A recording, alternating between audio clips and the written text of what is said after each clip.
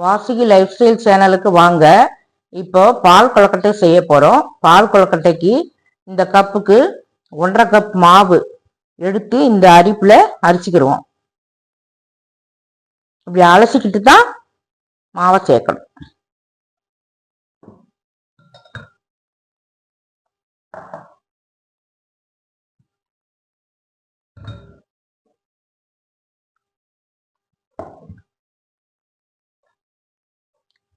இதை நல்லா கொதிக்கிற வெந்நியை ஊற்றி நல்லா பிசையணும்.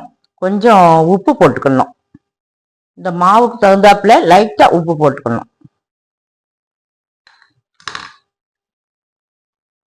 இதுல கொதிக்கிற வெந்நியை ஊற்றி நல்லா மாவை கிளறி அதுக்கப்புறம் கொழுக்கட்டை பிடிக்கணும். வெந்நி ஊற்றி கிளறி விடணும். சுடு வெந்நி இது.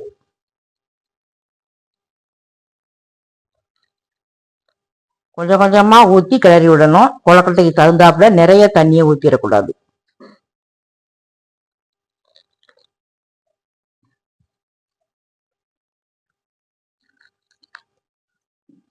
கொஞ்சம் கொஞ்சமா இப்படி லைட்டா ஊற்றி ஊற்றி பார்த்து கொழுக்கட்டை திரட்டணும். அல்லது கொழுக்கட்டைக்கு ரொம்ப தண்ணி சேர்ந்துட்டோன்னா கொழுக்கட்டை பிடிக்க முடியாது. இப்போ சூடா இருக்கு. கொஞ்சம் ஆற வச்சு மாவை நல்லா பிசைஞ்சு எடுத்துக்கலாம். சூடு ஆறிடுச்சு. இதை நல்லா பிசைஞ்சு விட்டுக்கலாம். இப்போ இதுல மாவு வந்து கையில பிடிக்குது. அதனால கொஞ்சம் தண்ணி கூடன்னு அர்த்தம். அதனால கொஞ்சமா நம்ம மாவு போட்டுக்கலாம்.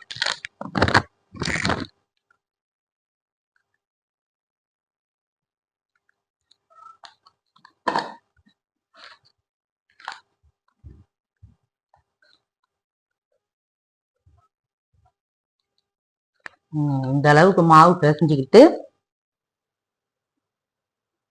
இந்த மாதிரி குட்டி குட்டி பாலா செய்துக்கிறணும்.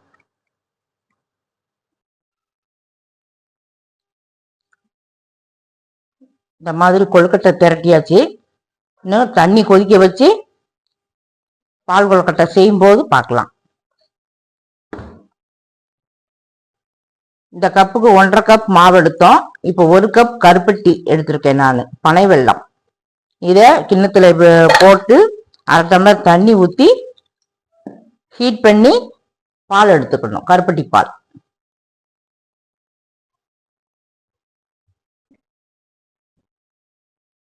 கருப்பட்டி பால் ரெடி ஆயிடுச்சு.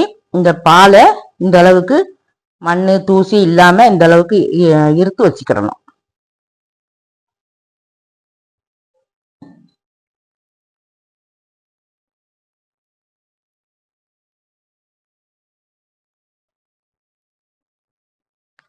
ஆறு டேபிள் ஸ்பூன் தேங்காய் துருவல் எடுத்து மிக்சி ஜார்ல போட்டு தண்ணி ஊற்றி இந்த மாதிரி தேங்காய் பால் எடுத்துக்கணும்.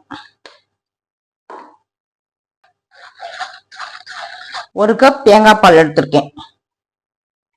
இப்ப 3 டம்ளர் தண்ணி கொதிக்க விடணும்.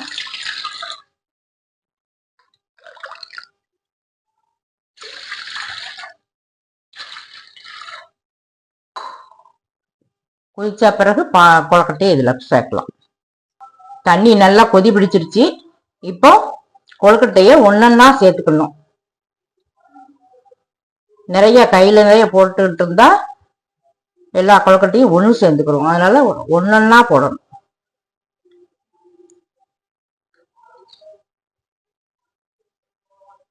தண்ணி நல்லா கொதிச்ச பிறகுதான் சேர்க்கணும்.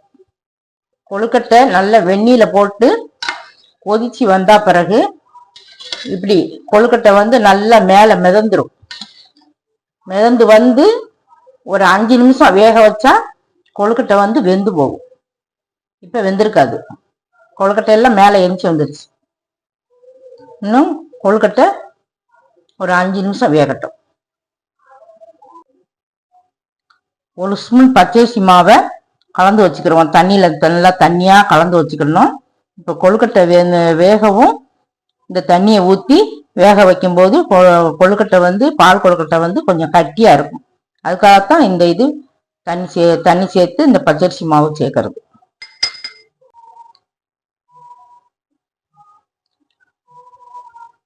இந்த மாதிரி தண்ணியா கரைச்சி வச்சுக்கணும் பச்சரிசி மாவை.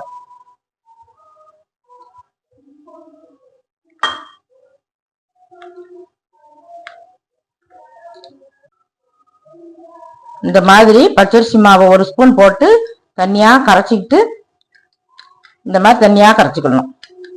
அதுல இப்ப சேர்த்துக்கலாமா? கொழுக்கட்டை வெந்து 5 நிமிஷம் ஆயிட்டு இதுல இந்த கரைச்சி வச்ச பச்சரிசி மாவு தண்ணிய சேர்த்துக்கலாம்.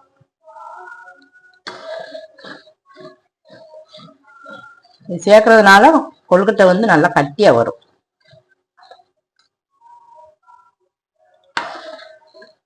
கருப்பட்டி பால் சேர்த்துக்கலாம்.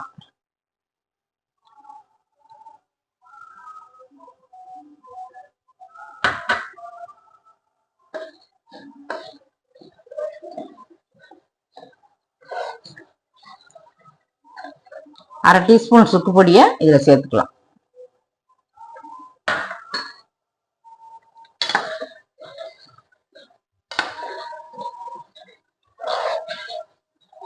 ரெண்டு பிஞ்ச் அளவு ஏலக்காய் பொடி சேர்த்து நல்லா கிண்டி விட்டுக்கணும். கருப்பட்டி பால் சேர்த்து ஒரு 2 நிமிஷம் நல்லா அந்த கொழுக்கட்டையோட கருப்பட்டி பால் நல்லா சேர்ற அளவுக்கு வேகிற அளவுக்கு நல்லா வேக வச்சிடணும். 2 நிமிஷம் வேக வச்சு அதுக்கப்புறம் தேங்காய் பால் சேர்க்கணும். தேங்காய் பாலுக்கு பதில் பால் நல்லா காய்ச்சி ஆற வச்சு இதுல ஊற்றணும். ஆற வச்சு ஊத்தலைன்னா பால் வந்து தெரிஞ்சிரும். அதனால பாலை நல்லா ஆற வச்சு ஊற்றணும். 2 நிமிஷம் வெந்துருச்சு. இப்ப தேங்காய் பால் சேர்த்துக்கலாம்.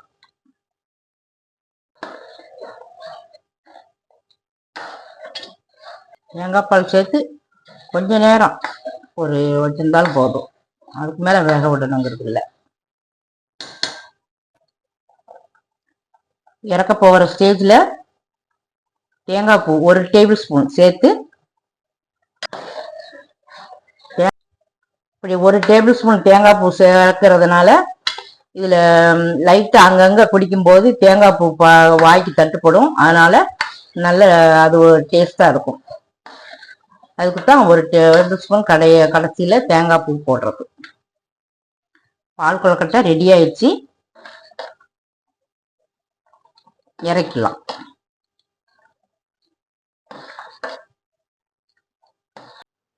கருப்பட்டி பால் சேர்த்து இப்படி கொழுக்கட்டை செஞ்சு பாருங்க.